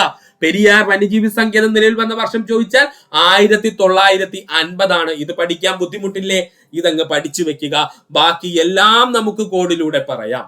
നമ്മുടെ ആദ്യത്തെ കോഡിലേക്ക് പോകാം. 83 പേ പിടിച്ച തത്തകൾ 84-കാരനായ സി ചിന്നനെ 6 കാണിക്കാൻ ചെന്തുരുണിയിൽ കൊണ്ടുപോയി. പഠിക്കാൻ ബുദ്ധിമുട്ടുണ്ടോ സുഹൃത്തുക്കളെ? 1-2 തവണ എഴുതി തന്നെ നിങ്ങൾ കോഡ് പഠിക്കുക, ഇല്ലെങ്കിൽ മറക്കുവാൻ സാധ്യതയുണ്ട്. ഒന്നുകൂടി കോഡ് പറയുവാണ്. 83 പേ പിടിച്ച തത്തകൾ 84-കാരനായ സി ചിന്നനെ 6 കാണിക്കാൻ ചെന്തുരുണിയിൽ കൊണ്ടുപോയിരിക്കുന്നു. നമുക്കിതിന്റെ എക്സ്പ്ലനേഷൻ ഒന്ന് നോക്കാം. 83 എന്ന് പറഞ്ഞ് ഞാൻ ഉദ്ദേശിക്കുന്നത് 1983 ആണ്. അപ്പൊ 1983 കേരളത്തിൽ നിലവിൽ വന്ന വന്യജീവി സങ്കേതങ്ങൾ ഏതൊക്കെയാണെന്ന് നമുക്ക് നോക്കാം. പേ പിടിച്ചത് എന്നുകൊണ്ട് ഉദ്ദേശിക്കുന്നത് പേപ്പാറ വന്യജീവി സങ്കേതം. പേ പിടിച്ചത് എന്നുകൊണ്ട് ഉദ്ദേശിച്ചത് എന്താണ്? പേപ്പാറ വന്യജീവി സങ്കേതം. തത്തകൾ എന്ന് പറഞ്ഞു കഴിഞ്ഞാൽ തട്ടേക്കാട് പക്ഷി സങ്കേതം. തത്തകൾ എന്ന് പറഞ്ഞാൽ നിങ്ങളുടെ മനസ്സിൽ എന്താ പറയേണ്ട സുഹൃത്തുക്കളെ? തട്ടേക്കാട് പക്ഷി സങ്കേതം. അപ്പൊ ഒന്നുകൂടി പറയുവാണേ. 83 എന്ന് പറഞ്ഞു കഴിഞ്ഞാൽ 1983. പേ പിടിച്ചത് എന്ന് പറഞ്ഞു കഴിഞ്ഞാൽ പേപ്പാറ വന്യജീവി സങ്കേതം. തത്തകൾ എന്ന് പറഞ്ഞ് ഉദ്ദേശിക്കുന്നത് ആരാണ്? തട്ടേക്കാട് പക്ഷി സങ്കേതം. ഈസി ആയി പഠിച്ചു. 84-കാരനായ സി ചിന്നനെ 6 കാണിക്കാൻ ചെന്തുരുണിയിൽ കൊണ്ടുപോയി. 84 എന്നുകൊണ്ട് ഉദ്ദേശിക്കുന്നത് 1984 ആണ്. സി എന്ന് പറഞ്ഞു കഴിഞ്ഞാൽ ചിമ്മിനി വന്യജീവി സങ്കേതം. സി എന്ന് പറഞ്ഞു കഴിഞ്ഞാൽ എന്താണ്? ചിമ്മിനി വന്യജീവി സങ്കേതമാണ്. ചിന്നനെ എന്നുകൊണ്ട് ഉദ്ദേശിക്കുന്നത് ചിന്നാർ വന്യജീവി സങ്കേതം. ചിന്നനെ എന്നുകൊണ്ട് ഉദ്ദേശിക്കുന്നത് എന്താ സുഹൃത്തുക്കളെ? ചിന്നാർ വന്യജീവി സങ്കേതം. 6 കാണിക്കാൻ എന്ന് പറഞ്ഞു കഴിഞ്ഞാൽ 6 എന്താണ്? ആറളം വന്യജീവി സങ്കേതം. 6 കാണിക്കാനുള്ള 6 എന്താണ്? അത് ആറളം വന്യജീവി സങ്കേതമാണ്. ചെന്തുരുണി എന്ന് പറഞ്ഞു കഴിഞ്ഞാൽ എന്താണ്? നമ്മുടെ ചെന്തുരുണി വന്യജീവി സങ്കേതമാണ്. ഒറ്റയടിക്ക് 4 പ്രധാനപ്പെട്ട വന്യജീവി സങ്കേതങ്ങളുടെ ഇയർ നമ്മൾ പഠിച്ചു കഴിഞ്ഞു. 1984 പ്രധാനപ്പെട്ട 4 വന്യജീവി സങ്കേതങ്ങൾ കേരളത്തിൽ നിലവിൽ വന്നു. അവരാരൊക്കെയാണ്?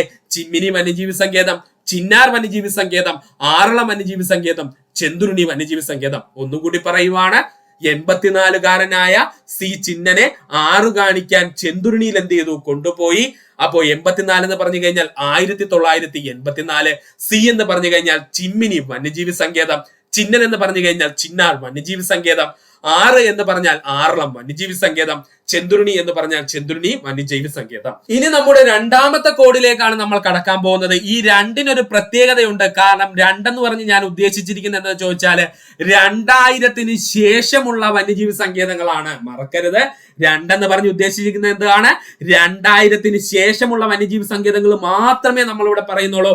അതുകൊണ്ട് സുഹൃത്തുക്കൾക്ക് കൺഫ്യൂഷൻ ഉണ്ടാവില്ലേ. 2 എന്ന് പറഞ്ഞു കഴിഞ്ഞാൽ 2000-ന് ശേഷം മാത്രമുള്ള വന്യജീവി സങ്കേതങ്ങൾ. മംഗളം പറഞ്ഞ കുറിഞ്ഞി ചൂളമലയിൽ കൊട്ടിക്കരഞ്ഞു. എന്താണ്? മംഗളം പറഞ്ഞ കുറിഞ്ഞി ചൂളമലയിൽ കൊട്ടിക്കരഞ്ഞു. എങ്ങനെയാ കൊട്ടിക്കരഞ്ഞത്? 4 തവണ കൊട്ടി, 6 തവണ കൊട്ടി, 7 തവണ കൊട്ടി, 10 തവണ കൊട്ടി, 11 തവണ കൊട്ടി, 19 തവണ കൊട്ടിക്കരഞ്ഞു.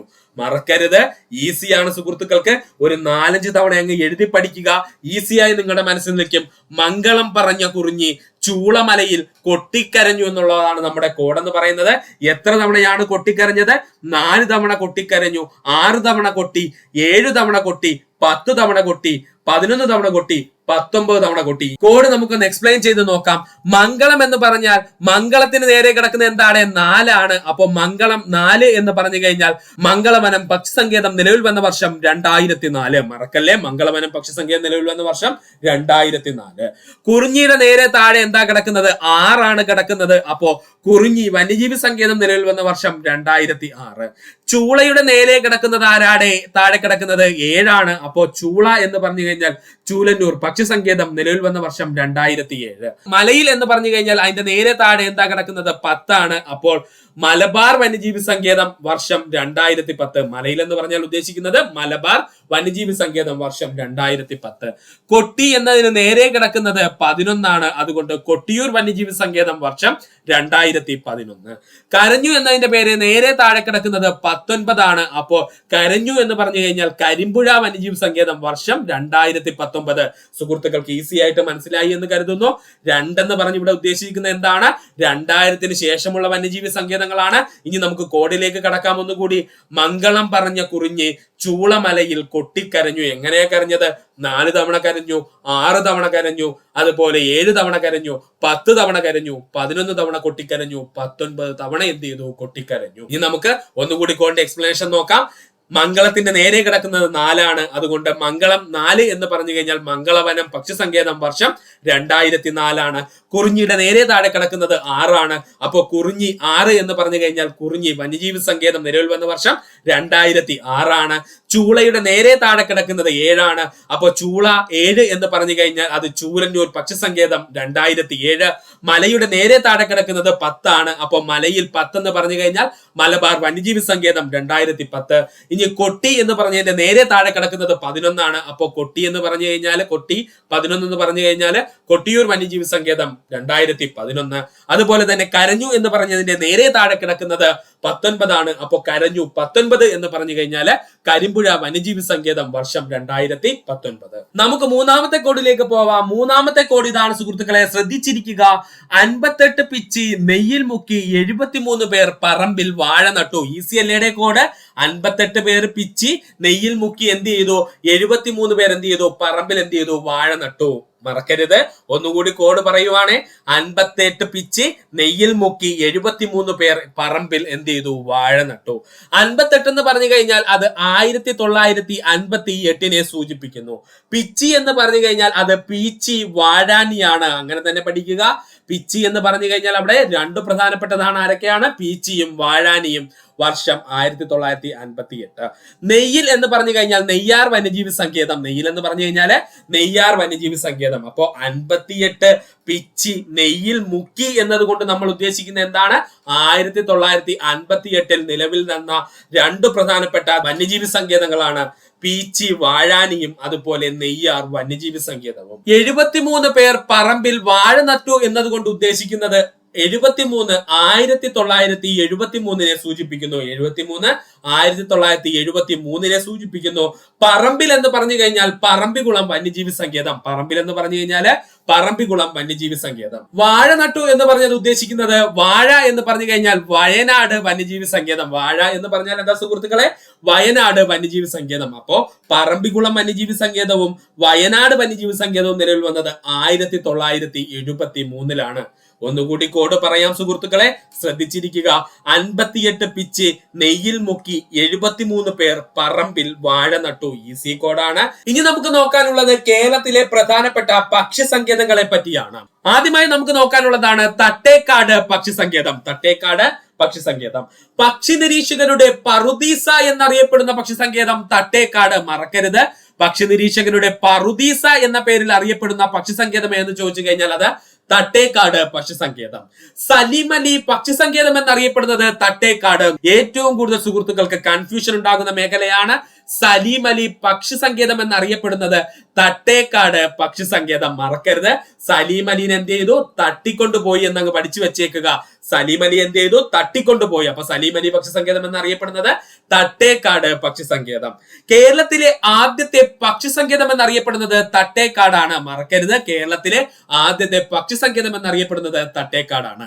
കേരളത്തിലെ ഏറ്റവും വലിയ പക്ഷി സങ്കേതം തട്ടേക്കാട്. കേരളത്തിലെ ഏറ്റവും വലിയ പക്ഷി സങ്കേതം എന്നറിയപ്പെടുന്നത് തട്ടേക്കാടാണ്. തട്ടേക്കാട് പക്ഷി സങ്കേതം നിലവിൽ വന്നത് 1983. തട്ടേക്കാട് പക്ഷി സങ്കേതം നിലവിൽ വന്ന വർഷം എത്രയാണ്? 1983 ആണ്. തട്ടേക്കാട് സ്ഥിതി ചെയ്യുന്ന ജില്ല ചോദിച്ചു കഴിഞ്ഞാൽ അത് എറണാകുളം ജില്ല. തട്ടേക്കാട് സ്ഥിതി ചെയ്യുന്ന കേരളത്തിലെ ജില്ല എന്ന് ചോദിച്ചു കഴിഞ്ഞാൽ അത് എറണാകുളം ജില്ല. ഇന്ത്യൻ ഉപഭൂഖണ്ഡത്തിൽ ഏറ്റവും അധികം പക്ഷികളെ കാണാനാവുന്ന മേഖലയെന്ന് സലീം അലി വിശേഷിപ്പിച്ചത് തട്ടേക്കാട് പക്ഷി സങ്കേതത്തിനെയാണ്. റാങ്ക് മേക്കിംഗ് ആയിട്ടൊക്കെ ചോദിക്കാൻ സാധ്യതയുള്ള നല്ല ചോദ്യമാണ്. ഇന്ത്യൻ ഉപഭൂഖണ്ഡത്തിൽ ഏറ്റവും അധികം പക്ഷികളെ കാണാനാവുന്ന മേഖല എന്ന് സലീം അലി വിശേഷിപ്പിച്ചത് തട്ടേക്കാട് പക്ഷി സങ്കേതത്തിനെ. ഒന്നുകൂടി പറയുവാണ് സുഹൃത്തുക്കളെ, ശ്രദ്ധിക്കുക. പക്ഷി നിരീക്ഷകരുടെ പറുദീസ എന്നറിയപ്പെടുന്ന പക്ഷി സങ്കേതം ചോദിച്ചാൽ തട്ടേക്കാട്. സലീം അലി പക്ഷി സങ്കേതം എന്നറിയപ്പെടുന്നത് തട്ടേക്കാടാണ്. കേരളത്തിലെ ആദ്യത്തെ പക്ഷി സങ്കേതം എന്നറിയപ്പെടുന്നത് തട്ടേക്കാടാണ്. കേരളത്തിൽ ഏറ്റവും വലിയ പക്ഷി സങ്കേതം എന്നറിയപ്പെടുന്നത് തട്ടേക്കാടാണ്. തട്ടേക്കാട് പക്ഷി സങ്കേതം നിലവിൽ വന്നത് 1983 തട്ടേക്കാട് സ്ഥിതി ചെയ്യുന്ന ജില്ല ചോദിച്ചു കഴിഞ്ഞാൽ അത് എറണാകുളം ജില്ലയാണ്. ഇന്ത്യൻ ഉപഭൂഖണ്ഡത്തിൽ ഏറ്റവും അധികം പക്ഷികളെ കാണാനാവുന്ന മേഖല എന്ന് സലീം അലി വിശേഷിപ്പിച്ചത് തട്ടേക്കാട് പക്ഷി സങ്കേതം. അടുത്തതായി നമ്മൾ പഠിക്കുവാൻ പോകുന്നതാണ് മംഗളവനം പക്ഷി സങ്കേതം. PSC ഒരുപാട് തവണ റിപ്പീറ്റ് ആയി ചോദിച്ചിട്ടുള്ളതാണ് മംഗളവനം പക്ഷി സങ്കേതം. കൊച്ചിയുടെ ശ്വാസകോശം എന്നറിയപ്പെടുന്ന പക്ഷി സങ്കേതം അല്ലെങ്കിൽ എറണാകുളം ജില്ലയുടെ ശ്വാസകോശം എന്നറിയപ്പെടുന്ന പക്ഷി സങ്കേതം ചോദിച്ചു കഴിഞ്ഞാലും ആര് തന്നെയാണ്? മംഗളവനം പക്ഷി സങ്കേതമാണ്. കൊച്ചിയുടെ ശ്വാസകോശം എന്നും അല്ലെങ്കിൽ എറണാകുളം ജില്ലയുടെ ശ്വാസകോശം എന്നും അറിയപ്പെടുന്ന പക്ഷി സങ്കേതം ചോദിച്ചു കഴിഞ്ഞാൽ അത് മംഗളവനം പക്ഷി സങ്കേതം. കേരളത്തിലെ ഏറ്റവും ചെറിയ വന്യജീവി സങ്കേതം എന്നറിയപ്പെടുന്നത് മംഗളവനം വന്യജീവി സങ്കേതം. കേരളത്തിലെ ഏറ്റവും ചെറിയ വന്യജീവി സങ്കേതം എന്നറിയപ്പെടുന്നത് മംഗളവനം വന്യജീവി സങ്കേതം. അപൂർവ ഇനം കടവാവലുകൾക്കും പ്രത്യേക ഇനം ചിലന്തികൾക്കും പ്രശസ്തമായിട്ടുള്ള വന്യജീവി സങ്കേതം ചോദിച്ചു കഴിഞ്ഞാൽ മംഗളവനം വന്യജീവി സങ്കേതം. ഒന്നുകൂടി പറയുവാണ്, കേരളത്തിലെ ഏറ്റവും ചെറിയ വന്യജീവി സങ്കേതം എന്നറിയപ്പെടുന്ന മംഗളവനത്തിലാണ് അപൂർവ ഇനം കടവാവലുകളും അതുപോലെ പ്രത്യേക ഇനം ചിലന്തികളും കാണപ്പെടുന്നു. അത് സുഹൃത്തുക്കൾ ഓർത്തു വെച്ചിരിക്കുക. മംഗളവനം സ്ഥിതി ചെയ്യുന്ന ജില്ല എറണാകുളം ജില്ല നമ്മൾ ഓൾറെഡി പറഞ്ഞു കഴിഞ്ഞു.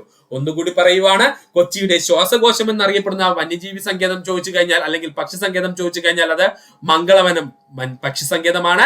അത് 100-ൽ കൂടുതൽ തവണ റിപ്പീറ്റ് ചെയ്ത ചോദ്യമാണ്. കേരളത്തിലെ ഏറ്റവും ചെറിയ വന്യജീവി സങ്കേതം എന്ന് ചോദിച്ചാൽ അത് മംഗളവനമാണ്. അപൂർവ ഇനം കടവാവലുകൾക്കും പ്രത്യേക ഇനം ചിലന്തികൾക്കും പ്രശസ്തമായിട്ടുള്ള വന്യജീവി സങ്കേതം ചോദിച്ചു കഴിഞ്ഞാൽ അത് മംഗളവനമാണ്. മംഗളവനം സ്ഥിതി ചെയ്യുന്ന ജില്ല ചോദിച്ചാൽ അത് എറണാകുളം ജില്ല. വേമ്പനാട് പക്ഷി സങ്കേതം എന്ന പേരിൽ അറിയപ്പെടുന്നത് കുമരകം പക്ഷി സങ്കേതം. മറക്കരുത്, വേമ്പനാട് പക്ഷി സങ്കേതം എന്ന പേരിൽ അറിയപ്പെടുന്നത് കുമരകം പക്ഷി സങ്കേതം. ബേക്കേഴ്സ് എസ്റ്റേറ്റ് എന്ന പേരിൽ അറിയപ്പെടുന്ന പക്ഷി സങ്കേതം ചോദിച്ചു കഴിഞ്ഞാൽ അത് കുമരകം പക്ഷി സങ്കേതമാണ്. ബേക്കേഴ്സ് എസ്റ്റേറ്റ് എന്ന പേരിൽ അറിയപ്പെടുന്നത് ആരെന്ന് ചോദിച്ചാൽ അത് കുമരകം പക്ഷി സങ്കേതമാണ്. കുമാരന് ബേക്കറി ഉണ്ടായിരുന്നു എന്ത് ചെയ്യുക, അങ്ങ് പഠിച്ചു വെക്കുക. കുമരകം പക്ഷി സങ്കേതം അറിയപ്പെടുന്ന മറ്റൊരു പേരാണ് ബേക്കേഴ്സ് എസ്റ്റേറ്റ്. കുമാരൻ എന്തുണ്ടായിരുന്നു? ബേക്കറി ഉണ്ടായിരുന്നു എന്ന് എന്ത് ചെയ്യുക, പഠിച്ചു വെക്കുക. അതായത് ബേക്കേഴ്സ് എന്ന് പറയുന്ന വ്യക്തി കുമരകത്ത് വരികയും അവിടെയുണ്ടായിരുന്ന ഒരു റബ്ബർ എസ്റ്റേറ്റ് ആയിരുന്നു എന്തെന്ന് പറയുന്നത് ഈ കുമരകം എന്ന് പറയുന്നത്. പിന്നെ അദ്ദേഹം എന്ത് ചെയ്തു, ഇതൊരു പക്ഷി സങ്കേതമാക്കി എന്ത് ചെയ്തു, മാറ്റിയെടുത്തു എന്നൊക്കെയാണ് പറയുന്നത്. അതുകൊണ്ടാണ് ബേക്കേഴ്സ് എസ്റ്റേറ്റ് എന്നുള്ള പേര് എന്തിനു വന്നത്, കുമരകത്തിന് വന്നത്.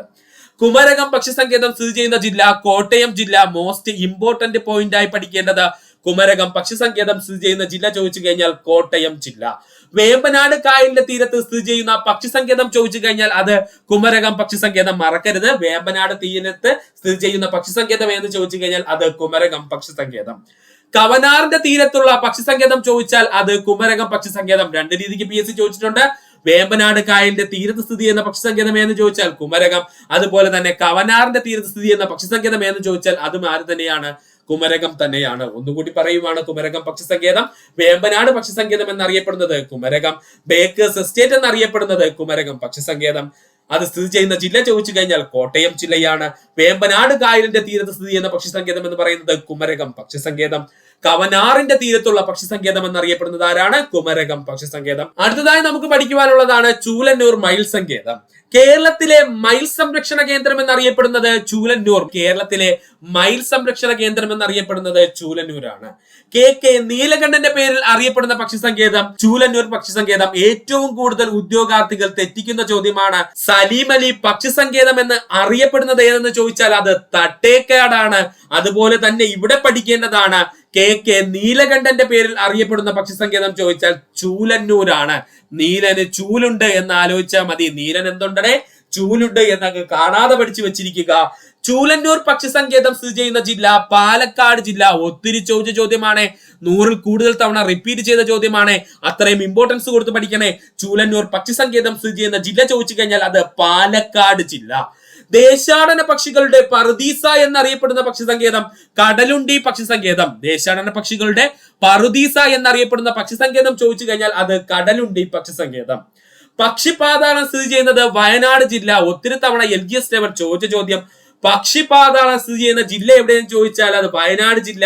തിരുവനന്തപുരം ജില്ലയിൽ സ്ഥിതി ചെയ്യുന്ന പക്ഷിസങ്കേതമാണ് അരിപ്പ പക്ഷിസങ്കേതം. തിരുവനന്തപുരം ജില്ലയിൽ സ്ഥിതി ചെയ്യുന്ന പക്ഷിസങ്കേതം ചോദിച്ചു കഴിഞ്ഞാൽ അത് അരിപ്പ പക്ഷിസങ്കേതം. ഇത്രയും പഠിക്കാൻ ബുദ്ധിമുട്ടുള്ള സുഹൃത്തുക്കൾക്ക് വേണ്ടി നമുക്കൊരു ഈസി കോഡ് ഉണ്ട്. നമുക്ക് സ്മാർട്ട് വേയിൽ അങ്ങ് പഠിക്കാം. ഇത് പണ്ട് മുതലേ ഉള്ള കോഡാണ്. കേരളത്തിലെ പ്രധാനപ്പെട്ട പക്ഷിസങ്കേതങ്ങൾ ഒറ്റക്കോടിലൂടെ അങ്ങ് പഠിക്കാം. കുമാരൻ ചൂലെടുത്ത് മംഗളയുടെ കടലപ്പരിപ്പ് തട്ടിക്കളഞ്ഞു. ഇത് പഠിക്കാൻ ബുദ്ധിമുട്ടൊന്നുമില്ലല്ലോ സുഹൃത്തുക്കളെ. പണ്ട് മുതലേ ഉപയോഗിക്കുന്ന കോഡാണ്. കുമാരൻ ചൂലെടുത്ത് മംഗളയുടെ കടലപ്പരിപ്പ് തട്ടിക്കളഞ്ഞു. കുമാരൻ എന്ന് പറഞ്ഞു കഴിഞ്ഞാൽ കുമരകം പക്ഷിസങ്കേതം. ചൂല് എന്ന് പറഞ്ഞു കഴിഞ്ഞാൽ ചൂലന്നൂർ പക്ഷിസങ്കേതം. മംഗള എന്ന് പറഞ്ഞാൽ മംഗളവനം പക്ഷിസങ്കേതം. കടല എന്നതുകൊണ്ട് ഉദ്ദേശിക്കുന്നത് കടലുണ്ടി പക്ഷിസങ്കേതം. അരിപ്പ എന്നതുകൊണ്ട് ഉദ്ദേശിക്കുന്നത് അരിപ്പ പക്ഷിസങ്കേതം. തട്ടിക്കളഞ്ഞു എന്നതുകൊണ്ട് ഉദ്ദേശിക്കുന്നത് തട്ടേക്കാട് പക്ഷിസങ്കേതം. പണ്ട് മുതലേ ഉള്ള കോഡാണ്. ഒന്നുകൂടി കോഡ് പറയാം. കുമാരൻ ചൂലെടുത്ത് മംഗളയുടെ കടലപ്പരിപ്പ് തട്ടിക്കളഞ്ഞു. കുമാരൻ എന്ന് പറഞ്ഞാൽ കുമരകം പക്ഷിസങ്കേതം. ചൂൽ എന്ന് പറഞ്ഞാൽ ചൂലന്നൂർ പക്ഷിസങ്കേതം. മംഗള എന്ന് പറഞ്ഞു കഴിഞ്ഞാൽ മംഗളവനം പക്ഷിസങ്കേതം. കടല എന്ന് പറഞ്ഞു കഴിഞ്ഞാൽ കടലുണ്ടി പക്ഷിസങ്കേതം. പരിപ്പ് എന്ന് പറഞ്ഞു കഴിഞ്ഞാൽ അരിപ്പ പക്ഷിസങ്കേതം. തട്ടിക്കളഞ്ഞു എന്ന് പറഞ്ഞാൽ തട്ടേക്കാട് പക്ഷിസങ്കേതം. നമ്മുടെ കോഡില് കേരളത്തിലെ പ്രധാനപ്പെട്ട പക്ഷിസങ്കേതങ്ങൾ മാത്രമല്ല പഠിക്കേണ്ടത്, അവ സ്ഥിതി ചെയ്യുന്ന ജില്ല കൂടി നമ്മൾ എന്ത് ചെയ്യണം? പഠിക്കണം.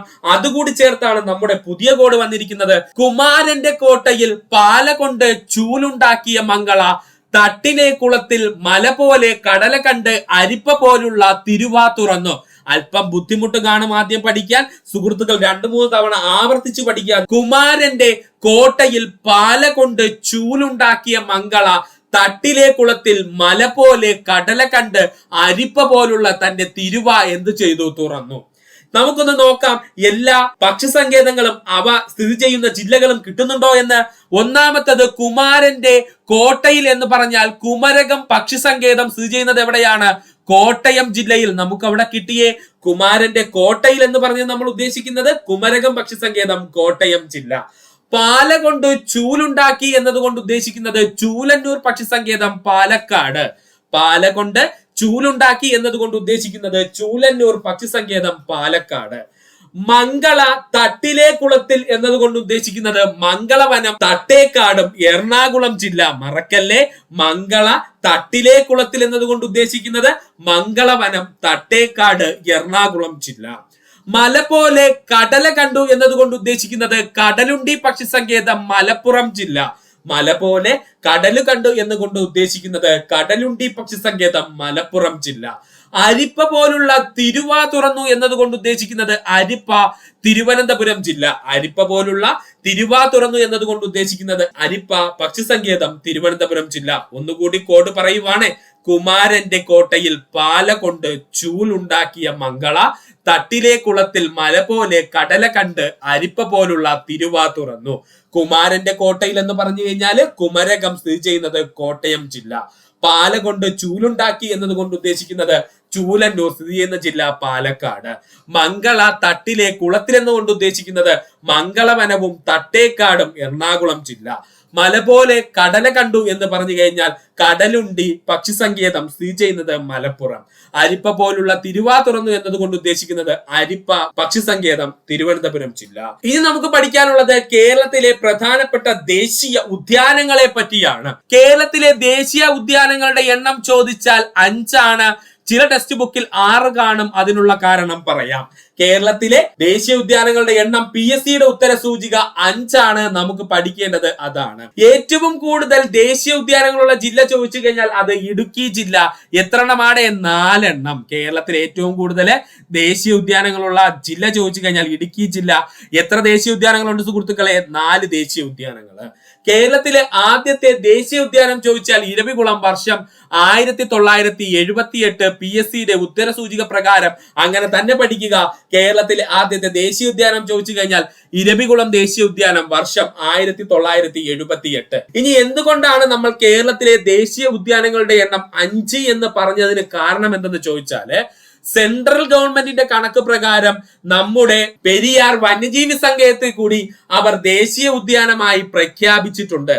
ശ്രദ്ധിക്കുക, സെൻട്രൽ ഗവൺമെന്റിന്റെ കണക്ക് പ്രകാരം നമ്മുടെ പെരിയാർ വന്യജീവി സങ്കേതത്തിനെ അവർ എന്ത് ചെയ്തിട്ടുണ്ട്? ദേശീയ ഉദ്യാനമായി പ്രഖ്യാപിച്ചിട്ടുണ്ട്.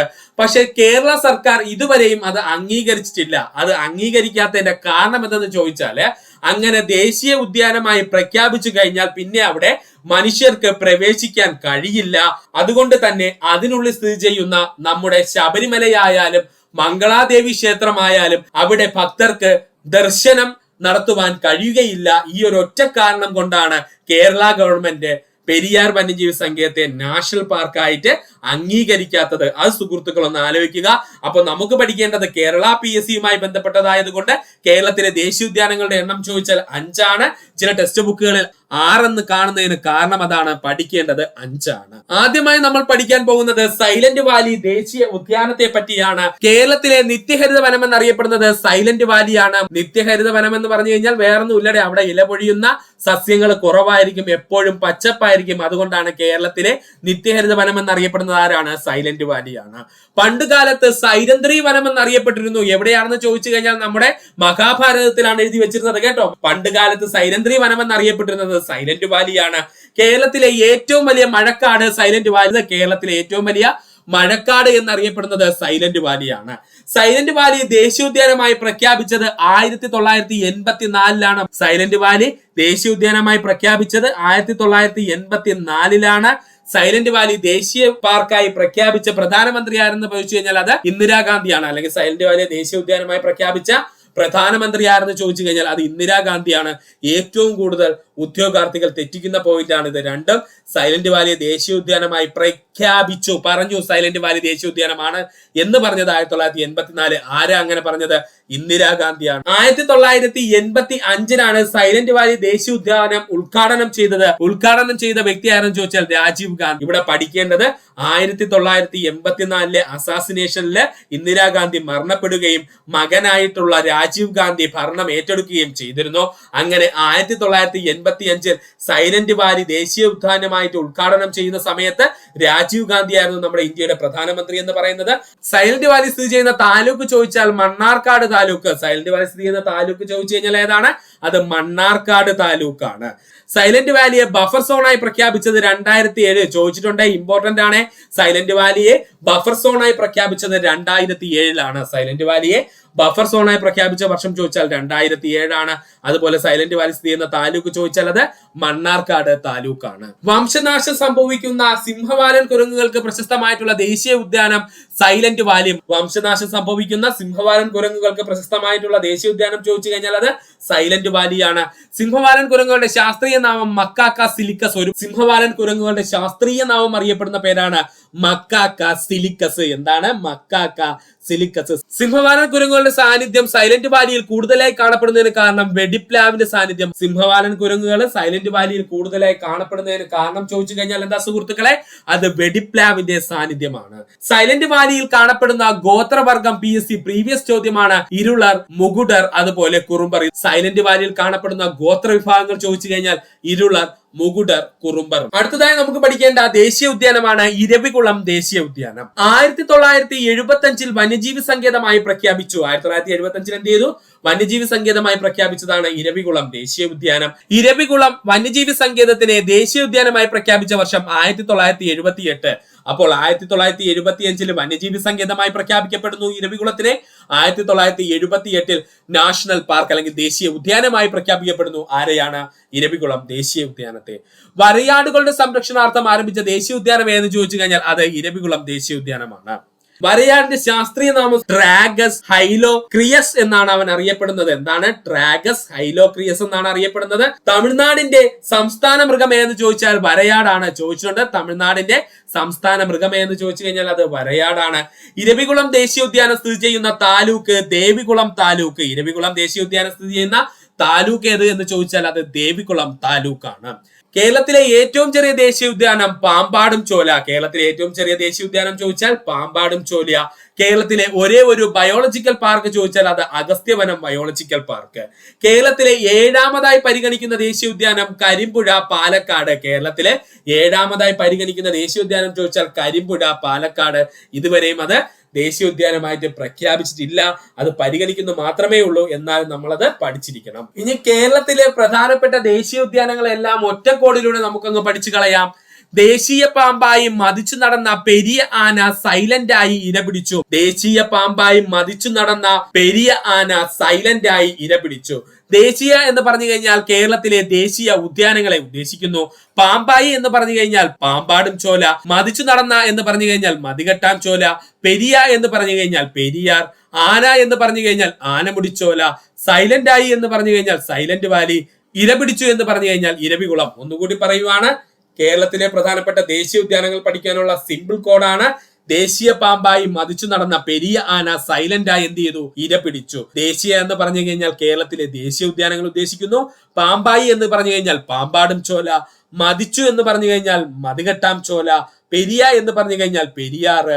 ആന എന്ന് പറഞ്ഞു കഴിഞ്ഞാൽ ആനമുടിച്ചോല. സൈലന്റ് ആയി എന്ന് പറഞ്ഞു കഴിഞ്ഞാൽ സൈലന്റ് വാലി. ഇരപിടിച്ചു എന്ന് പറഞ്ഞു കഴിഞ്ഞാൽ ഇരവികുളം. ഇനി ഇവരുടെ വർഷം കൂടി പഠിച്ചാലേ നമുക്ക് പൂർത്തിയാകുള്ളൂ. ആ വർഷം കൂടി നമുക്ക് ഈസി ആയിട്ട് കോഡിലൂടെ അങ്ങ് പഠിക്കാം. ആനയും പാമ്പും 3 മതിൽ കെട്ടി. ആനയും പാമ്പും എത്ര മതിലാ സുഹൃത്തുക്കളെ കെട്ടിയത്? 3 മതിലാണ് കെട്ടിയത്. അപ്പോ ആനമുടിച്ചോല, പാമ്പാടും ചോല, മതികെട്ടാം ചോല വർഷം 2003. ആനയും പാമ്പും 3 മതിൽ കെട്ടി എന്ന് എന്ത് ചെയ്യുക? പഠിച്ചു വെക്കുക. ആനമുടിച്ചോല, പാമ്പാടും ചോല, മതികെട്ടാം ചോല വർഷം എത്രയാണ്? 2003 ആണ്. ഇരവിയുടെ പെരിയ വാലിന്റെ നീളം ചോദിച്ചാൽ 78, 82, 84. പഠിക്കാൻ സുഹൃത്തുക്കൾ ബുദ്ധിമുട്ടില്ലല്ലോ. 8ന്റെ കളിയാണ് മൊത്തം. 7, 8, 8, 2. അപ്പൊ ഇരവിയുടെ പെരിയ വാലിന്റെ നീളം എത്രയാണ്? 7, 8, 8, 2, 8, 4. ഇരവിയുടെ നേരെ വരുന്നത് എന്താണ്? 78 ആണ്. അതുകൊണ്ട് തന്നെ ഇരവികുളം എത്രയാണ്? 1978. പെരിയയുടെ നേരെ വരുന്നത് 82 ആണ്. അതുകൊണ്ട് പെരിയാറ് വർഷം 1982. വാലെന്ന് പറഞ്ഞു കഴിഞ്ഞാല് വാലിന്റെ നേരെ വരുന്നത് 84 ആണ്. അതുകൊണ്ട് സൈലന്റ് വാലി വർഷം എത്രയാണ്? 1984 ആണ്. ഒന്നുകൂടി പറയാം, ഇരവിയുടെ പെരിയ വാലിന്റെ നീളം എത്രയാണ്? 7, 8, 8, 2, 8, 4 എന്നാണ്. ഇങ്ങനെ തന്നെ പഠിച്ചു വെക്കുക. 7, 8, 8, 2, 8, 4 എന്നങ്ങ് പഠിച്ചു വെക്കുക. ഇരവിയുടെ നേരെ വരുന്നത് 78 ആണ്. അതുകൊണ്ട് ഇരവികുളം 1978. പെരിയയുടെ നേരെ വരുന്നത് എന്താണ്? 82 ആണ്. അതുകൊണ്ട് പെരിയാർ 1982. അതുപോലെ വാലിന്റെ നേരെ വരുന്നത് 84 ആണ്. അതുകൊണ്ട് സൈലന്റ് വാലി വർഷം 1984 ആണ്. ഇത്രയുമായിരുന്നു നമ്മുടെ ക്ലാസ്സിൽ നിന്ന് പ്രധാനമായിട്ടും പഠിച്ചത്. ഇത്രയും നേരം ഈ വീഡിയോ കണ്ട സുഹൃത്തുക്കൾ എല്ലാവർക്കും നന്ദി, നമസ്കാരം. ഈ വീഡിയോ നിങ്ങൾക്ക് ഇഷ്ടമായെങ്കിൽ നിങ്ങളുടെ സുഹൃത്തുക്കൾ കൂടി ഒന്ന് ഷെയർ ചെയ്ത് കൊടുക്കുക. അതിനോടൊപ്പം തന്നെ നമ്മുടെ ചാനൽ ഒന്ന് സബ്സ്ക്രൈബ് ചെയ്ത് സഹായിക്കുക. സബ്സ്ക്രൈബ് ബട്ടൺ ചേർന്നുള്ള ബെൽ ബട്ടൺ അമർത്തി കഴിഞ്ഞാൽ നമ്മൾ അപ്ലോഡ് ചെയ്യുന്ന വീഡിയോകൾ അപ്പോൾ തന്നെ നിങ്ങളിലെത്തുന്നതാണ്. സുഹൃത്തുക്കൾ എല്ലാവർക്കും നന്ദി, നമസ്കാരം. നല്ലൊരു ദിവസം നേരുന്നു.